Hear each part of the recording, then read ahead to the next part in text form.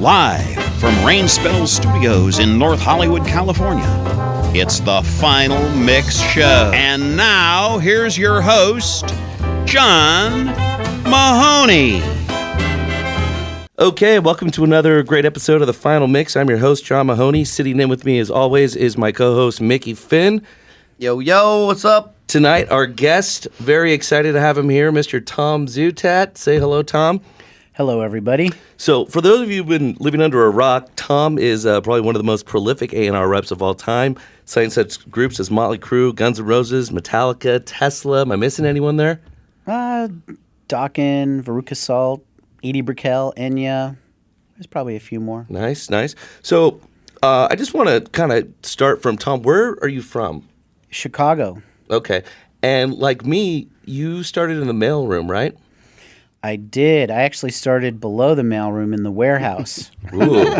Pulling skids. Yeah. Damn. And then how was it that you just rose through the ranks so quickly and, started working with all these great groups? I always had a passion for music, so I used to deliver newspapers, and I would spend every penny, because that's what you earn delivering newspapers, or pennies.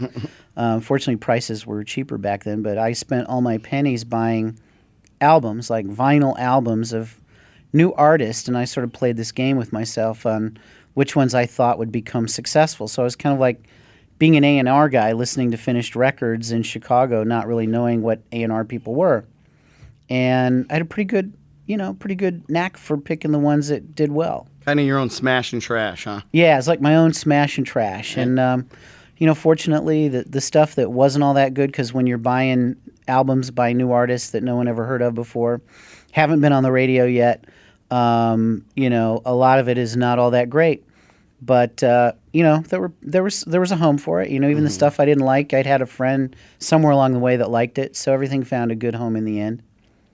Awesome. So, in chronological order, how did it go down with like the first bands that you worked with? And well, I'll tell you how I got to Motley Crue. That's a very unusual story, in that my high school had a radio station, so I ended up meeting people from Warner Brothers that at a radio conference. And anyway, they offered me a job in the warehouse, and then quickly into the mailroom. So the mailroom was like a promotion. You were stoked man, when you got that. That was a promotion, and then the promotion up from that was actually inventorying like vinyl spines and accounts, and I did that for a while. And then the coolest thing I got to do was put up displays in the windows of record stores, like when there actually were record stores, even though there's Amoeba and Second Spin and not much else these days. And every city has its Amoeba and Second Spin, so there you go. Anyway, eventually I got noticed by Atlantic Records in New York and Elektra Records in L.A., and it was really a flip of the coin. They both offered me jobs doing national marketing of new artists. They called them special projects, so I kind of got offered the job of becoming a special projects coordinator for either label. And when you grow up in Chicago, like you see these pictures from L.A. of palm trees and beaches, and it never dawns on you that the water is too cold to swim in. But, I'm like, man, L.A. sounds incredible, and I was like right off the boat. I got on the plane to take this job, and I got off the plane, and I saw palm trees, and I took the rental car out on Pacific Coast Highway, and the next day I got my swimsuit. I tried to get in the water. I was like, wait, no one told me the water was going to be cold. It's summertime. Yeah. But anyway, so I did this job at Elektra, and I still played this little game, and I thought, I should start going into like clubs. Like I'm driving past the Whiskey A Go-Go. I'm like, man, the Doors were found there, and, Jimi Hendrix played there, and I'm seeing all these things. And then there was the Starwood, where like a lot of glam bands played the Starwood, and there was Gazzarri's, where Van Halen was discovered. And I'm like, I'm going to start going into the clubs, and I'm still like listening to a lot of import records and stuff. And so, I got a single of Soft Cell doing Tainted Love, and I submitted that to the A&R department at Elektra, and they passed on it. And then I got a single from Joan Jett. It was like a Runaways fan, so I got this Joan Jett single, and the B-side was called I Love Rock and Roll, and I was man, I think this could be just like a big monster song, Turned it into the A&R department. They passed on it.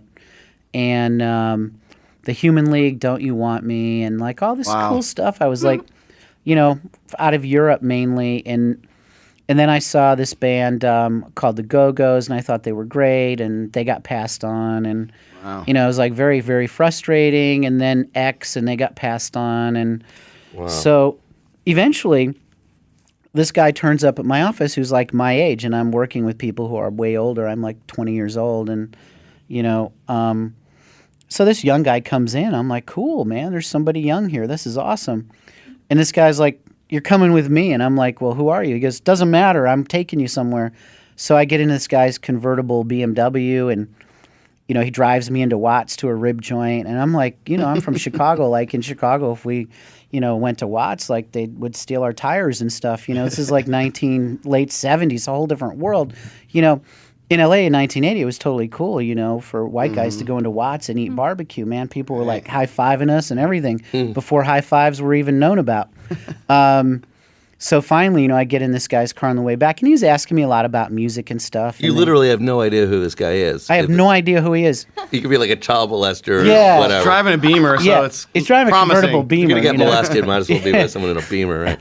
Exactly. So finally, I'm like, look, who are you? He goes, my dad runs a company. He goes, what do you think of the music on my dad's company? I mean, you work there. I said, man, his music sucks, man. This company's dying. I mean, all this music is just crap. I said, I've been trying to help them, but they don't listen to me. I submitted them this and that and this and that. And he said, I told my dad to sign the Go-Go's, and he couldn't get it done. It's his company. I said, well, if it's his company, this just sounds ridiculous. I said, well, why not? He goes, well, they have an A&R department. He lets the A&R department make all the decisions because, he believes in letting the people who run departments run their departments. I said, well, the guy who runs this A&R department should be shot. I mean, all we have is like Robbie Dupree steal a song. It was actually called Steal Away, but it was like a rewrite of the Doobie Brothers' What a Fool Believes. Right. So I was like, we're putting out Steal a Song by Robbie Dupree, and, we got this other thing that's like a copy of somebody else, and... and I just said, the music is just shit, And so he said, okay. And he goes, can I tell my dad that? I said, no, I don't want to lose my job. Please, man. I mean, I'm being honest with you, but I said, I don't, your dad's like upstairs in the ivory tower. I don't want to I don't want to get fired.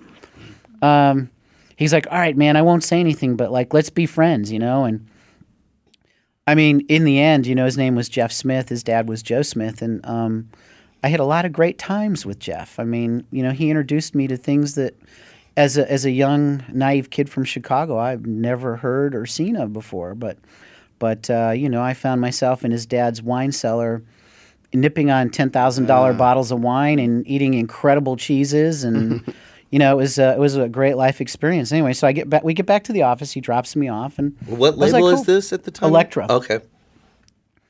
Elektra Asylum Records after David Geffen left. Gotcha. And anyway, so I'm not in my office for like 30 minutes, and the phone rings, and it's like this woman I've never heard before. Yes, the chairman would like to see you. And I'm like, okay, this is not connected.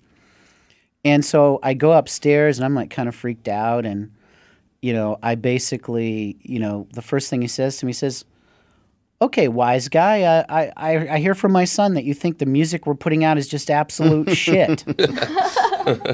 And it sucks. And I'm like, well, it does. And he said, all right, wise guy. He goes, if you're so smart, what would you do?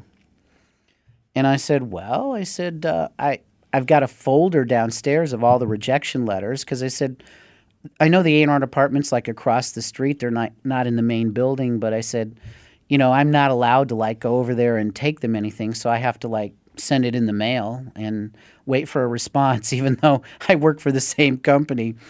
They had this strict policy that they only took submissions via mail, Now I'm sure like big time lawyers could like walk over there and like play stuff for them, But anyway, so I had a folder full of rejection letters on all these things that end up being immensely successful.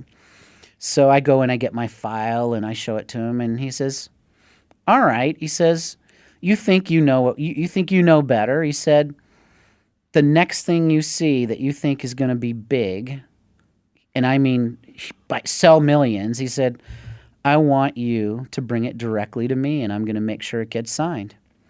And I don't know, a couple of weeks later, I was driving down Sunset Boulevard, and I saw this like sign up the marquee above the whiskey said Motley Crue sold out. So I thought, well, I might as well go see it. Why not? You know, and so I went to the whiskey, and it was sold out. I didn't have a ticket, and you know, Mario, who owns it, was there at the door, and you know, there was a woman there, and she says like, oh, I'll tell your story to Mario. You know, she's like shuffled me off, and so I said to Mario, I said, hey, you know, I work for Elektra, and I really want to check out this band, Motley Crue, tonight, and I can't seem to buy a ticket. He goes, let me see your business card. And I showed it to him. He says, it says you're in marketing. You're not in A&R. Why should I let you in? And I said, well, you should let me in because I'm going to be like the most famous A&R guy in the history of the music business one day.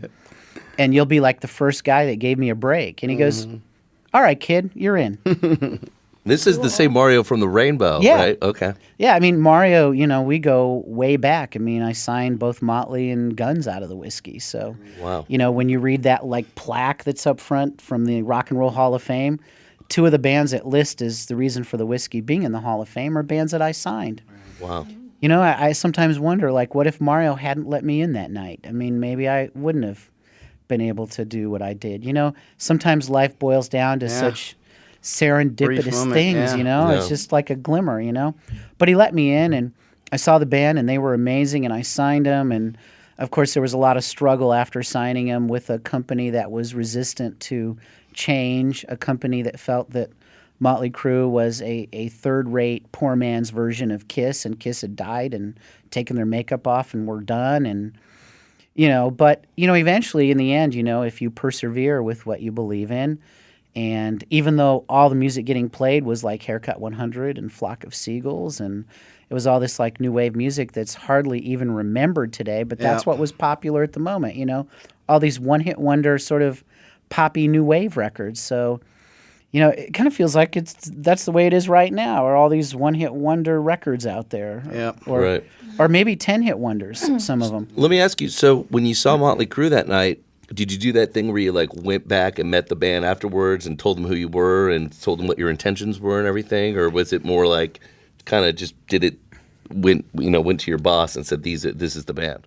I went back and I hung out with the band and said hello and introduced myself and, you know, talked music and you know, Nicky especially, I mean, was a very cerebral guy, so you know, he had this vision for Motley Crue, and he explained it to me, and I kind of understood it, and I felt like I was the person that could help him realize his vision, you know, put the pieces together and get a company behind it, and, you know, I was very altruistic and had a lot of, like, high ideals and morals in terms of this is an artist that he's going to be successful, and I'm going to help him put all these pieces together. I'm going to get this army of Elektra records behind him. And, you know, I didn't really know what I was doing, but I just felt like I would do that. And, of course, the reality sets in and, you know, you get on a conference call and you actually hear the head of promotion telling people not to put Motley Crue on the radio because it wasn't the company's priority. And you hear the promotion guy in Denver and another one in Boston are like,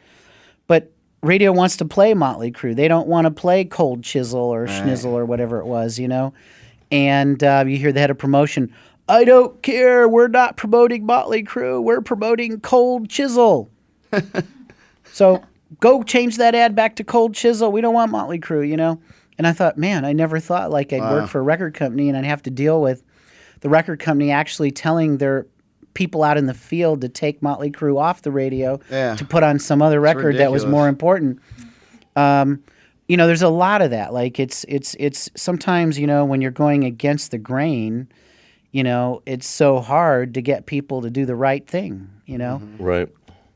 But I mean, after you made them a success, how long did it take before it was like, okay, everyone, now shut the fuck up. I told you they were going to sell 1 million records. They did sell 1 million records. Don't ever doubt me again. Was there some of that going on? You know, I'm generally pretty humble. You know, I mean, there was a period in my later years at Geffen where I just done so much, and like 5 of the top 10 or 20 on the Billboard chart were bands that I had developed and signed. And, I think everyone, when you grow up in a place like Chicago, and even then, I mean, before I got to Chicago, there was like the small town south of Chicago. I'm pretty humble about everything, but, getting into like the alligator of Los Angeles in the heart of Hollywood and entertainment, there were some times where I probably got a little bit like what you suggested. For instance, when I wanted to sign Enya, and I met some resistance in signing Enya because people were saying to me, well, this is really weird. I mean, what do you think to accomplish with this? I mean, at this point, you have 5 of the top 10. You've sold hundreds of millions of albums. If you want to sign someone who farts, go ahead and sign them. But, why waste your time on this? And I said, I can't explain it, but, I know it's like this weird instrumental, atmospheric kind of music, but I said, I just have a feel like I think people need to chill out. I mean, it's like... You saw a place for that in the music world. I just felt like that, there was room for this chill out kind of music. It's like I look now and, I saw this thing on TV about this guy he's like doing the anti-Red Bull. He's doing like a chill energy drink, and I saw an interview with him, and I thought... this guy's probably going to make a fortune because, like, in the world of, like, Guns N' Roses and Metallica and all this crazy rock and roll music, there was a place for, like, this one artist to chill everybody out. Mm-hmm. So this guy's got the chill out Red Bull, which, in this time and age, energy drinks are the thing. So I felt like this guy's like me trying to sign Enya. He's trying to hawk this chill out drink. But the funny thing is, Enya sold more records than Guns N' Roses, if you can believe it. Wow, really? Yeah. Had no idea. Yeah, the biggest artist I ever signed in the history of my career is Enya. Wow. I didn't know that. Listen, we're going to take a quick commercial break. When we come back, we're going to switch gears a little bit and talk about Guns N' Roses more with Tom Zutaut when we come back. Okay, welcome back to the final mix. Actually, during the break, one of Tom's clients, a fabulous Miss Wendy, came in. Welcome, Wendy. Hello. Great to have you on the show. We're going to actually hear a little bit from Wendy. But first, we're going to talk a little bit more with Tom and talk about Guns N' Roses. Obviously, I know you get asked about that a ton, and we've talked a lot about that. But I at least thought one of the most fascinating things about that whole story is, the fact that you would sign Motley Crue, had all the success, and how Guns N' Roses came so close to not making it. And if it wasn't for you just going and fighting for these guys, they would not be the band that they were today. Yeah, it's like I had said a little while ago, it's amazing, no matter what your track record is or how much you've done or how many records you've sold, it really boils down to, it's an artist by artist thing, like every time you put something out, there's some kind of a struggle involved, and it doesn't matter what you did yesterday or a year ago. I mean, everything is like at face value brand new, so... Guns N' Roses scared people. I mean, Motley Crue were like the third-rate Kiss that were the laughingstock of L.A. Guns N' Roses were these like dangerous drug addicts that everyone was scared of, and MTV vowed from the day the album came out that they would never play something like Guns N' Roses ever, and to not even bother badgering them or talking to them. Radio refused to play Guns N' Roses. I mean, at least with Motley Crue, I mean, radio wanted to play it, but the Elektra employees were trying to keep it off the radio because it wasn't their priority. In this case, radio literally said, this band is too dangerous, we can't play it, and they don't have any hits. So, anyway, I called up friends and got them on tours, and, Ian Astbury was a fan of the band, and Guns N' Roses were dying on the vine, and I talked to Ian and said, hey man, I got this new band. If you guys take them out on tour, it'll be really awesome. And he did, and I mean, lo and behold, later on Use Your Illusions, when Steven Adler, was out of the band, Matt Sorum from the Cult came in and played drums, and they totally hooked up on that tour. And, the Cult tour ended, and, got him on some Motley Crue dates, and just, paying it forward, Yeah. trying to keep them out on the road. And, the record kept selling by word of mouth. And, of course, in today's world, 200,000 would seem like a lot. But, we were at 200,000 units with no airplay, no MTV, no nothing. Just by creating the demand, virtually supply and demand, right? You're out there creating the buzz, and the band was creating their own buzz, and they have no choice but then to start playing. It was like, it was great because you put them in front of a couple thousand people or 5,000 people, and hundreds of people in that city went out and bought the CD the next day. Right. Wham, bam, thank you, ma'am. So I get called up into the president of Geffen's office, and he looks at me and he says, the Guns N' Roses Appetite for Destruction is over. There's no debate, no discussion. The record's done. I'm instructing you as a president of the company, you're not allowed to go into anyone's office and badger them about Guns N' Roses anymore. The record's done. So I looked at him and I said, well, actually, the record's just beginning. I mean, this record's still got to sell like 5 or 10 more million. I mean, 200,000 that's just like a few people like going to the concert and getting excited. We're not done yet. He said, you got to listen. He said, radio's not going to play it. MTV's vowed they'll never play it. It's done. And I'm instructing you to go do demos and make their next record.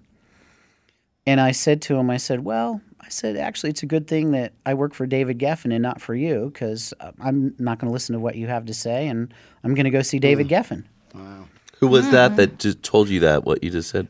A guy named Ed Rosenblatt, who actually he's actually a great guy. He was like the Solomon who kept everyone stable at Geffen Records, because we were a bunch of crazy people working there. It was like, David's playpen. I mean, you think, Brian Wilson in the Sandbox is weird. I mean, Geffen was this crazy place filled with like lots of A-type personalities who kicked ass at whatever they did.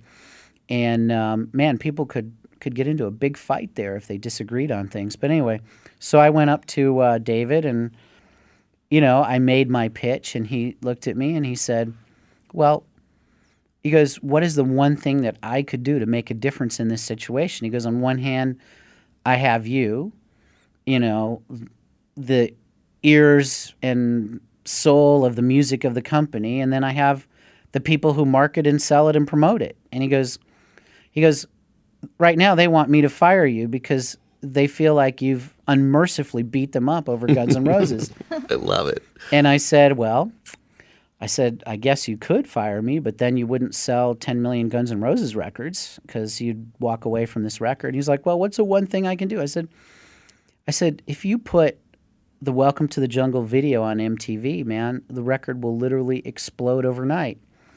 And he said, you really think that? I said, no, I don't think it. I know it. I said, there's some things I know and some things I think, but this I know. And he said, okay.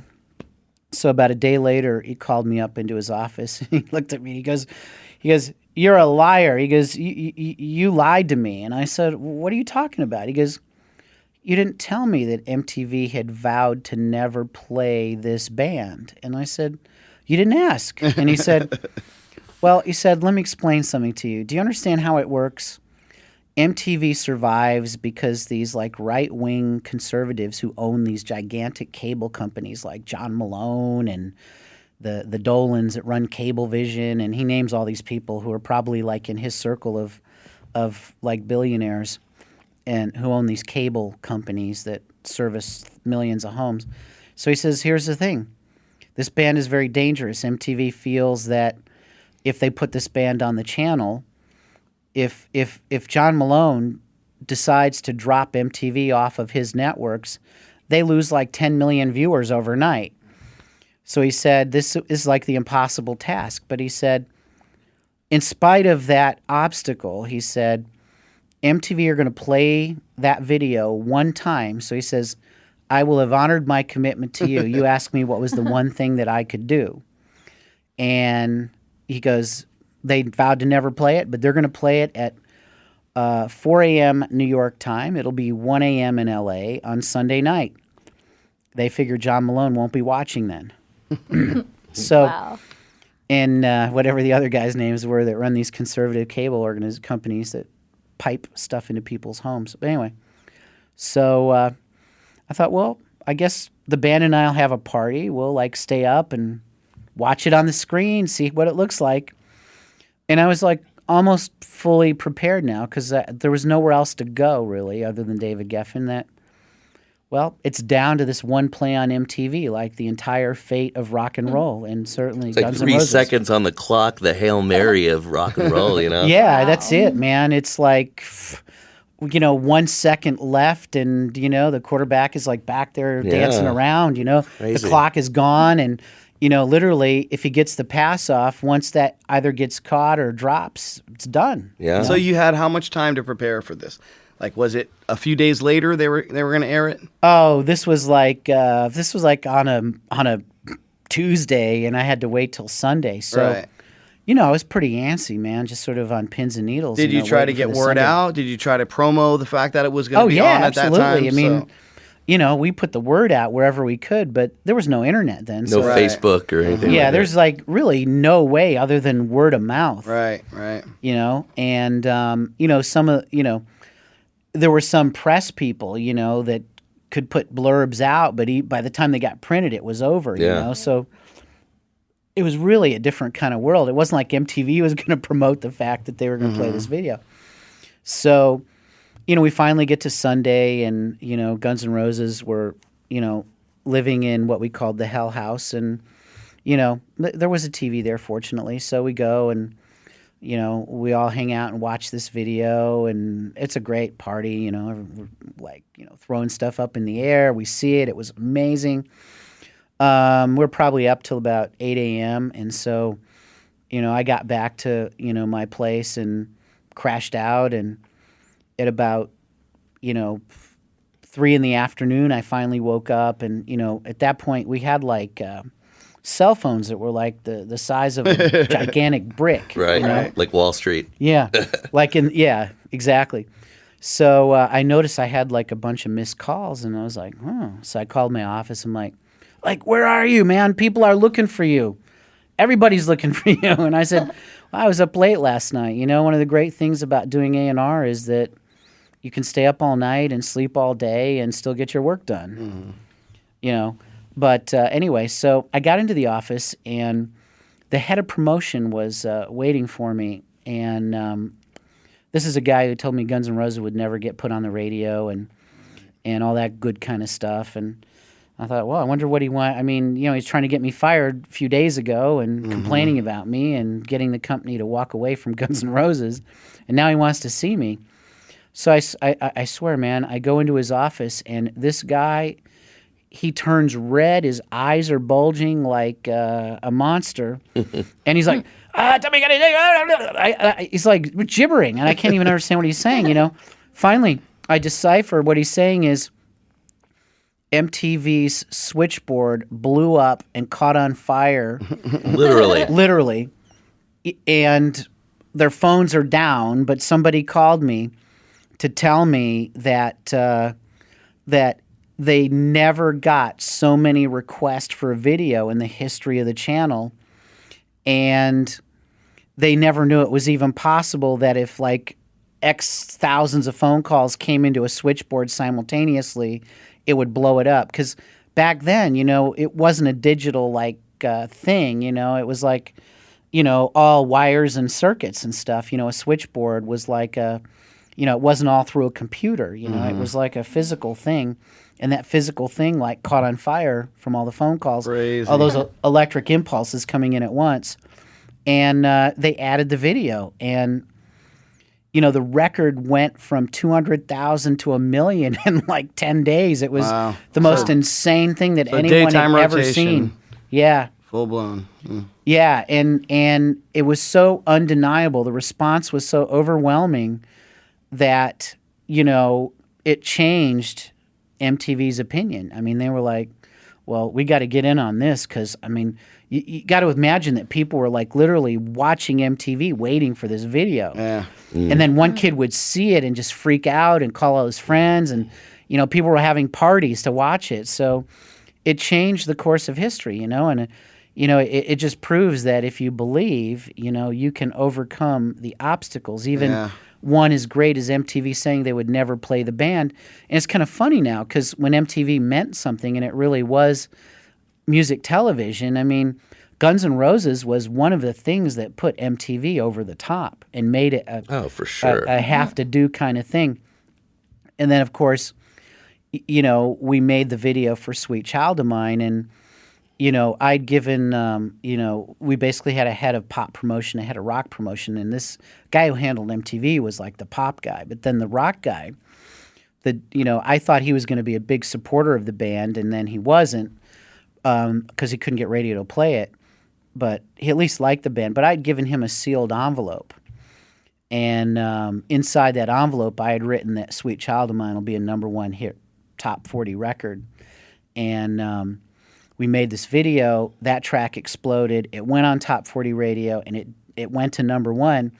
And the day it went to #1, I went down to that guy's office, and I said, "Hey, dude," I said, "you got that sealed letter I gave you?" He goes, "Yeah, I've been wondering about that for months, like for a year." He goes, "You wouldn't let me open it, so it's still sitting in there sealed." I said, "Why don't you open it up and read it right now?" He opens it up, he reads it, he goes, "How the fuck did you know? How did you know?" Yeah. You were some sort of sorcerer. And I just said, "I don't know, but the one thing I did know was that Guns N' Roses were going to be huge, and they're going to have a #1 hit single with Sweet Child of Mine, because that was the song that finally said to me they were ready to make the record." But I buried it at the end of side 2 because radio people being how they are, they'll just go to that first. And, that wouldn't have been the way for people to discover Guns N' Roses. The way to discover them was through Welcome to the Jungle. Yeah. One thing I don't get is visually, Motley Crue seemed a lot more shocking than Guns N' Roses. And why do you think you got more resistance with Guns N' Roses and not Motley Crue? I could never really figure that out. I mean, you think it was like their antics and their street life, so to speak? Because they were always up. They was always getting into something, and like you said, drug use and that kind of thing. You think it was like their reputation? Nikki Sixx was no angel. But were people afraid of them? People were literally afraid of Guns N' Roses. People weren't afraid of Motley Crue. I mean, Motley Crue were rebellious and they had antics and they did crazy stuff. Yeah, they did kind of dress like chicks, though. But somehow they were less threatening, believe it or not. And, their songs actually are very hooky and very poppy and very commercial in a way. Nikki Sixx writes hit songs. Guns N' Roses obviously had as many or more hits than Motley Crue. But, there was this thing about Guns N' Roses. People were deathly afraid of them. I mean, they were afraid to look at them. I mean, one of the funniest days at Geffen would be when Guns N' Roses were rolling by. Everyone would close the doors to their offices and hide. Wow. Seems so ridiculous. I don't know if you know this, but Mickey Finn, former singer of Jet Boy, actually played some early shows with Guns N' Roses. Were you afraid of him, Mickey?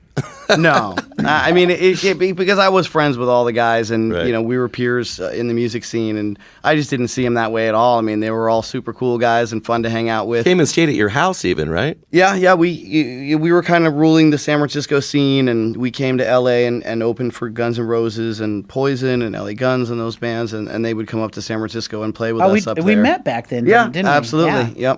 Yep. Very cool. We wound up signing with MCA, and we had our trials and tribulations, but no, I didn't. It's kind of shocking to me to hear that people were that terrified of Guns N' Roses because they weren't big, muscular, scary guys. So to speak. It was wild. I could never put my finger on it, but they were reckless though. They were super reckless. Absolutely. They never knew what they were going to do next. I mean, there was an RV for a dressing room at one of the video shoots, and Slash disappeared with the RV in the middle of the shoot and turned up like a day later. The thing was all bashed and dented, and they were crazy like that. I mean, we're making a video, and all of a sudden, the dressing room is gone and Slash is gone, only to be found a day later, and the thing looked like it had been squeezed through parked cars. Oh my God! Somehow that kind of behavior worked for them. It doesn't always. For every band, it definitely didn't work for us. There was a few hotel thrashings and that kind of thing, in which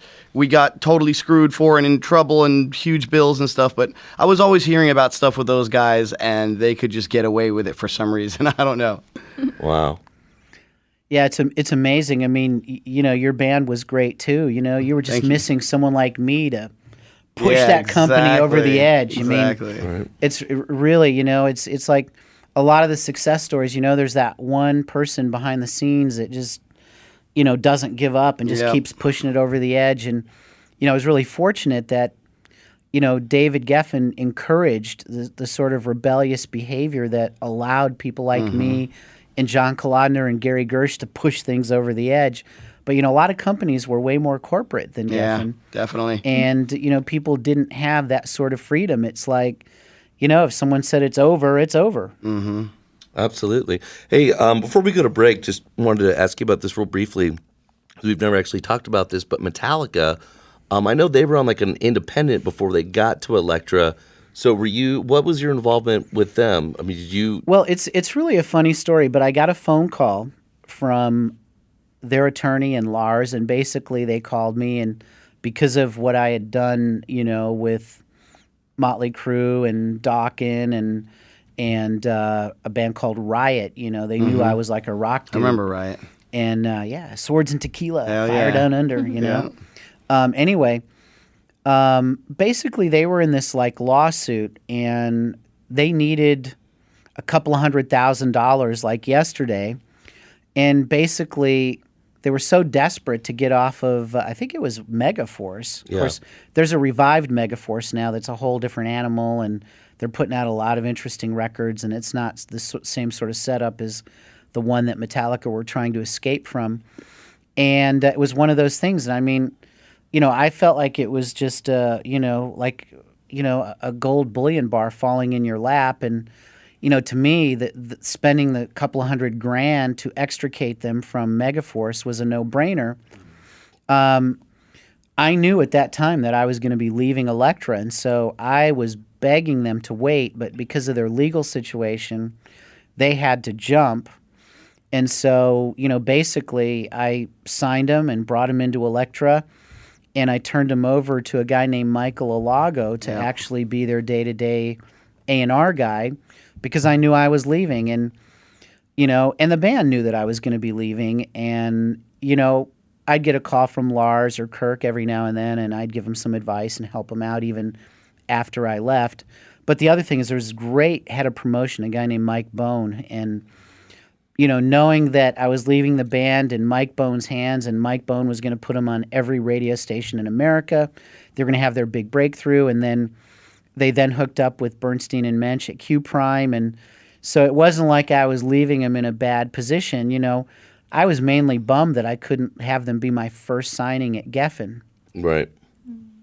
So you left Elektra to go to Geffen. Yeah. Okay, cool. And this was about 3 months before I was going to leave, and it wasn't 100%, but it was like 99%, because Elektra was no longer an LA-based company. I didn't really want to move to New York, and it was being run out of New York, but my good buddy Mike Bone was one of the main guys in New York, so, I hung around for a while, but, ultimately it became a New York-based company with different kinds of priorities, and I signed a band called The Cure to Elektra, and the credit for that was given to someone else. And You left him with a couple nice parting gifts, didn't you? Yeah, I left him with some really nice gifts. Public Image, Johnny Rotten, and who was one of my like teenage heroes, and ended up working with him, and he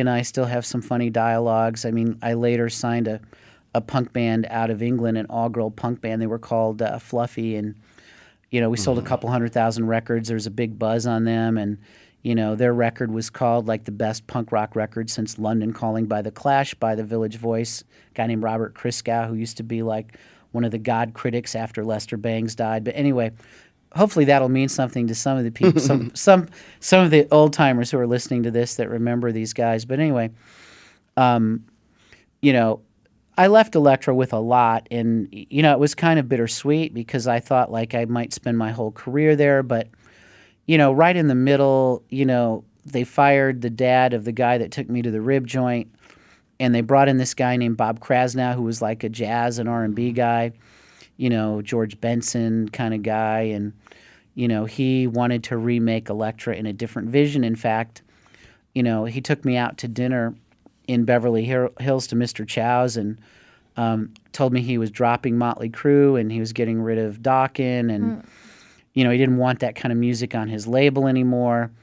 And I thought, wow, I guess I won't have a job too much longer. And then while we were having dessert, he said, I'm going to promote you and give you a company car. What would you like? And I was like, man, I just saw these new Vets came out. I'd really love one of those. He goes, you go to the dealership tomorrow. You pick out whatever Vet you want. You call the head of finance and tell him to send you a check.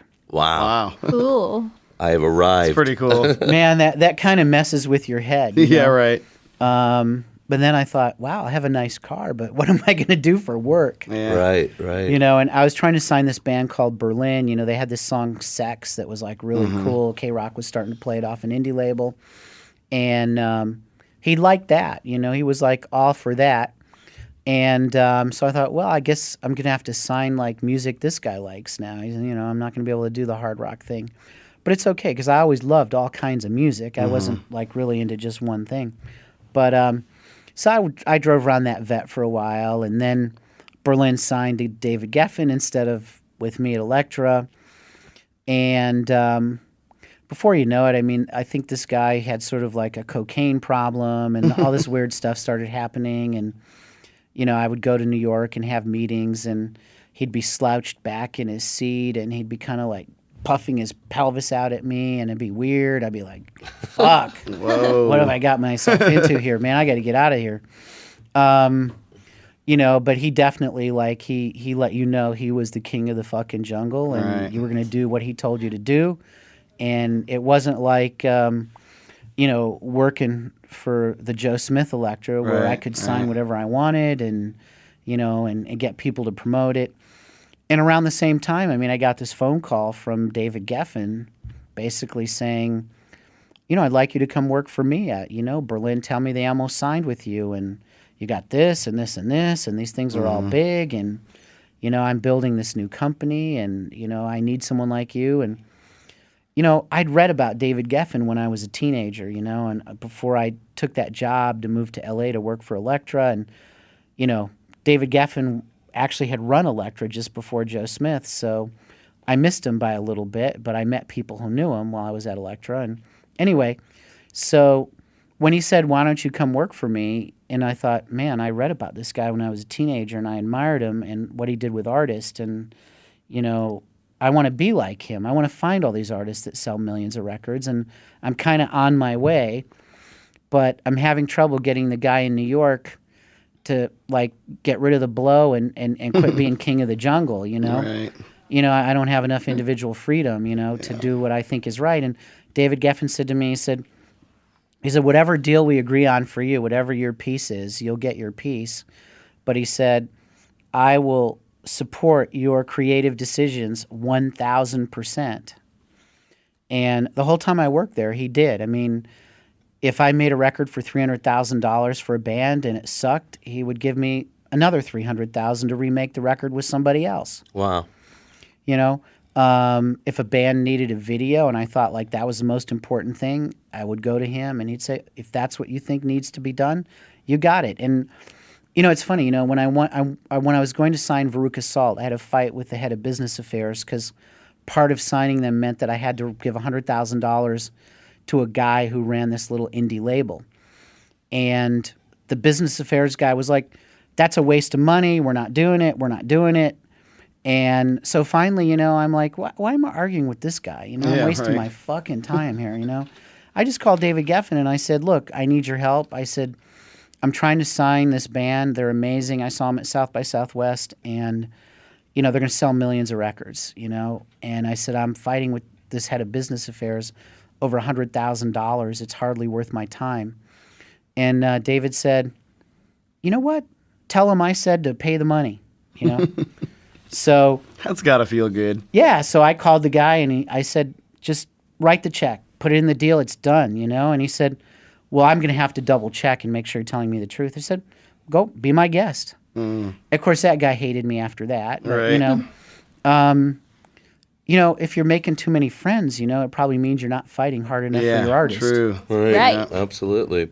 Well, listen, on that note, going to take another commercial break. When we come back, going to hear a track from the fabulous Miss Wendy, and also some very dramatic music news that me and Mr. Mickey Finn were actually a part of at the Whiskey. Hear all about it after this when we come back. Ooh.